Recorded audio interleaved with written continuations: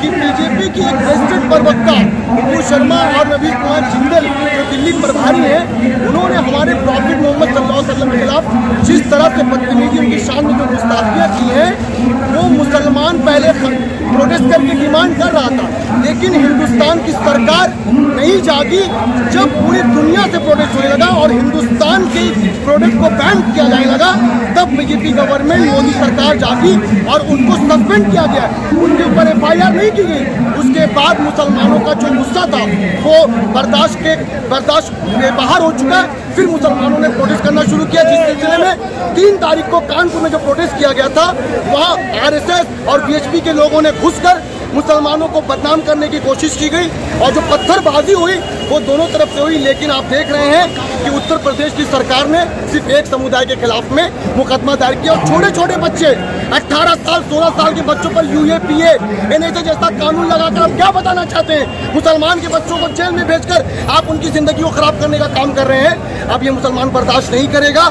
हमारी नबी की शान में अगर किसी ने भी गुस्ताखी की, हम सब बर्दाश्त कर सकते हैं। आप हमारे माँ को गाली तो बर्दाश्त कर लेंगे, हमारे बाप को गाली तो बर्दाश्त कर लेंगे, लेकिन अगर हमारे नबी की शान में एक भी वर्ड गलत बोला गया तो पूरे हिंदुस्तान क्या पूरी दुनिया का मुसलमान रोड पे आएगा। जिस तरह पश्चिम बंगाल और खास करके फतेहपुर के नौजवानों ने हमारे उलमाओं के नारे पर लपेट करके आज जबरदस्त प्रोटेस्ट किया और पीसफुल किया।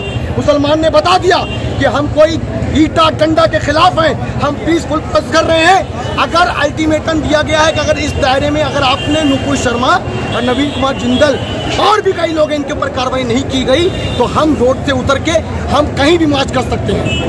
पार्टी ने सस्पेंड हमारे हिंदुस्तान के मुसलमान के प्रोटेस्ट करने से नहीं किया गया। ये जब कतर, कुवैत, सऊदी कई मुस्लिम कंट्रियों ने उनके वहाँ के राजदूतों को बुलाकर उन्हें नसीहत, उन्हें झाड़ा, उन्हें कंप्लेन किया और वहाँ हमारे हिंदुस्तान के प्रोडक्ट को बैन करने की बात की, तब ये सरकार हमारा देश का मुसलमान आपसे कितने दिनों से गुहार लगा रहा था कि ऐसे लोगों को सस्पेंड करिए। भाई मोदी जी को हिंदुस्तान के मुसलमानों का कान में बात नहीं जाता, मोदी जी को विदेशी मुसलमानों के कान में बात जाती है। आज हिंदुस्तान की वो जहाँ विदेशों में बुराइयां कर रहे हैं, हमारे देश की बदनामी हो रही है। ये मोदी जी को, मुसलमान भी इस देश का नागरिक था। हम में सन 47 में बाई चॉइस इंडियन है, बाई चांस हम यहाँ बाई चांस पैदा नहीं हुए, हमने हिंदुस्तान को अपनाया था।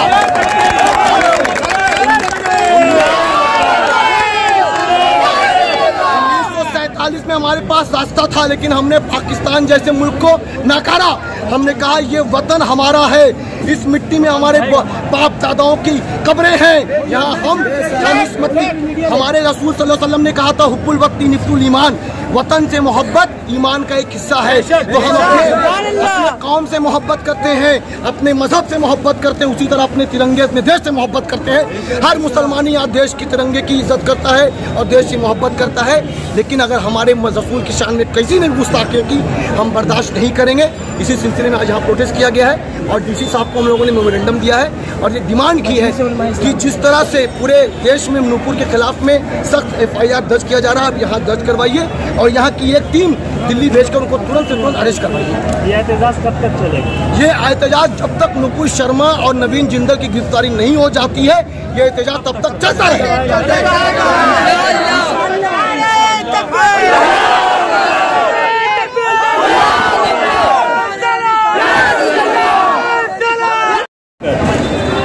बहुत लोग ये सवाल कर रहे हैं कि आखिर एहतजाज क्यों। तो मैं उन तमाम लोगों से यही कहना चाहूँगा कि हम लोग जब पैदा हुए और हमारे ज़बान पे अगर सबसे पहला अल्फाज अल्लाह था तो उसके बाद दूसरा अल्फाज मोहम्मद रसूल का नाम था और हमारा ईमान का तकाजा हमसे ये कहता है कि मरने के बाद कुछ देखा जाए या ना देखा जाए, लेकिन हर मोमिन के सीने में मोहब्बत रसूल ज़रूर देखा जाए।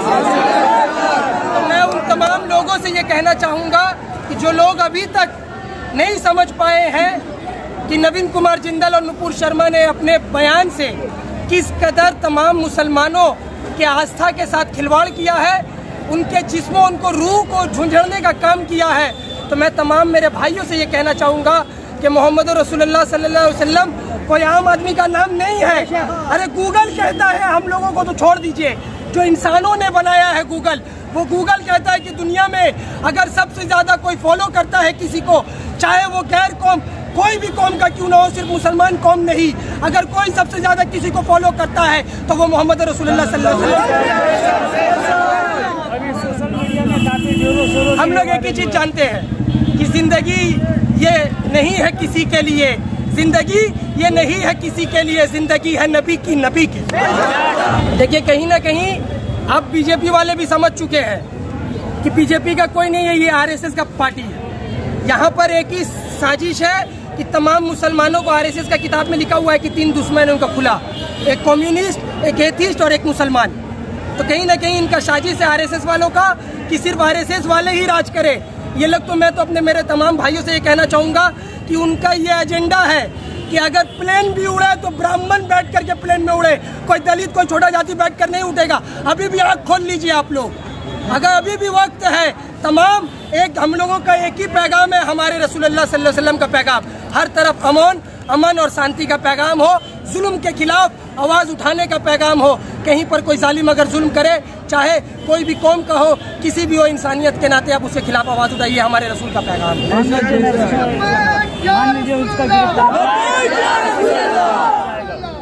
गिरफ्तारी नहीं होता है तो फिर आगे क्या एक्शन लिया जाएगा? एक्शन का कोई बात नहीं है।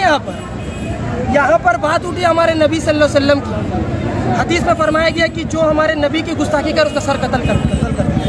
लेकिन हम लोग एक सेकुलर मुल्क पे है और इस हिंदुस्तान को आज़ादी दिलाने में हमारे आबा व अजदाद ने अपने खून की कुर्बानी दी है, तब ये हिंदुस्तान आज़ाद हुआ है। तो हम इस हिंदुस्तान को अपना वतन समझते हैं और हमारे नबी ने पैगाम दिया कि अपने वतन से मोहब्बत करें। तो हमारे संविधान का ऊपर हम लोगों का यकीन है, भरोसा है कि संविधान के थ्रू उनके ऊपर एक्शन लिया जाएगा। जब तक नहीं लिया जाएगा हम लोग रास्ते पर बैठे रहेंगे, चाहे 300 दिन लगे, चाहे 300 साल लगे। एक बात कह के मैं अपनी बातों को ख़त्म कर दूंगा।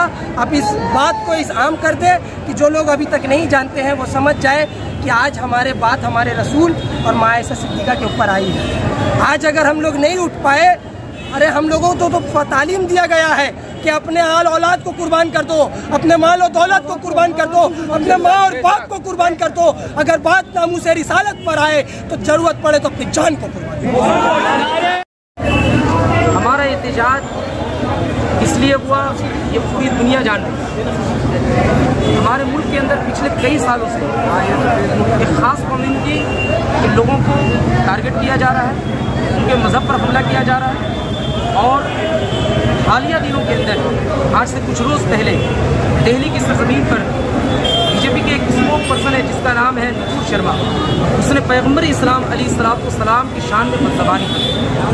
हम इस बदज़बानी से बहुत बेचैन और परेशान हैं, हमारी आवाम भी परेशान है। लोगों ने अपने काम धंधे बंद करके रखे हैं। लोग इस चीज़ के लिए डिमांड कर रहे हैं कि हमारा मुल्क जो है ये कानून वाला मुल्क है। हमारे मुल्क के अंदर एक कॉन्स्टिट्यूशन बनाया गया है कि जिसकी रोशनी में हम में से हर शख्स को, इस मुल्क के हर नागरिक को यह हासिल है कि वो मज़हब का मानने वाला हो या मज़हब का ना मानने वाला हो, वो अपनी आज़ादी राय के साथ इस मुल्क के अंदर ज़िंदगी गुजार सकता है। कोई किसी को स्पीच दे करके किसी को मुश्तहिद नहीं कर सकता, किसी के जज्बात को ठेस नहीं पहुँचा सकता।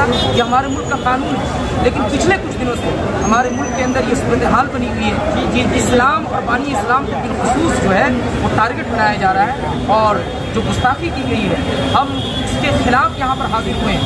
हम के साथ हमारा मकसद सिर्फ एक ही है, हमारे मुल्क का एक कानून है, उस कानून की रोशनी में नुपुर शर्मा और नवीन कुमार जिंदल को सख्त से सख्त सजा दी जाए और एक ऐसा कानून लाया जाए कि हमारे मुल्क के अंदर कोई भी शख्स किसी भी मजहबी पेशवा के खिलाफ अगर बकवास करे तो उसके लिए सख्त से सख्त कानून बनाया जाए ताकि हमारे मुल्क का अमन बर्बाद ना हो, हमारे मुल्क की शांति बर्बाद हो। हमारा अगर सारी नरसिंहानंद सरस्वती हमेशा मुतालबा करता है और मैं तो हुकूमत ही से ये मुतालबा करूँगा कि अगर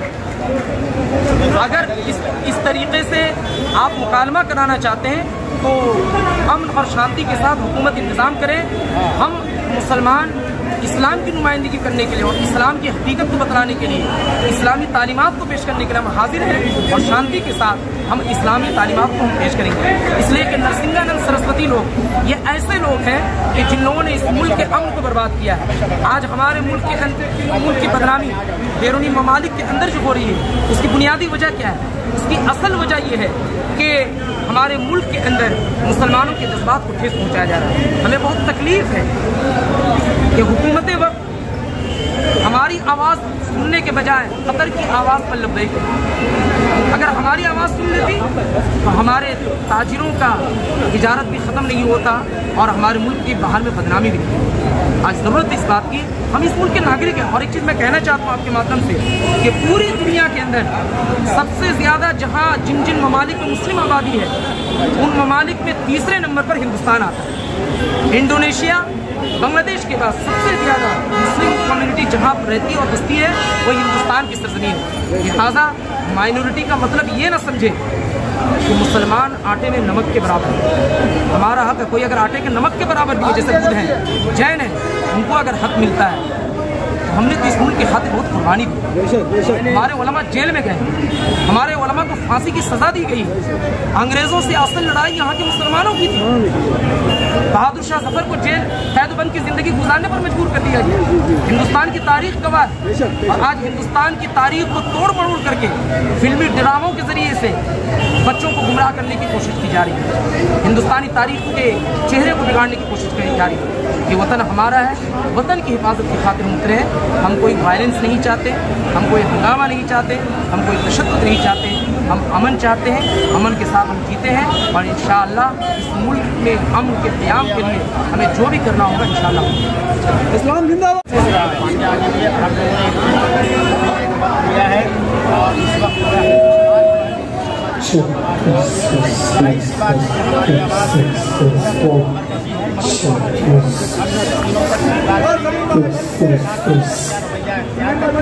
अगर रवैया बेहतर हुआ तो हम इंशाअल्लाह ताला अपने एहतजाज को वापस लाएंगे, वरना आगे हम इंशाअल्लाह फिर अपने एहतजाज को आगे बढ़ाने की कोशिश करेंगे।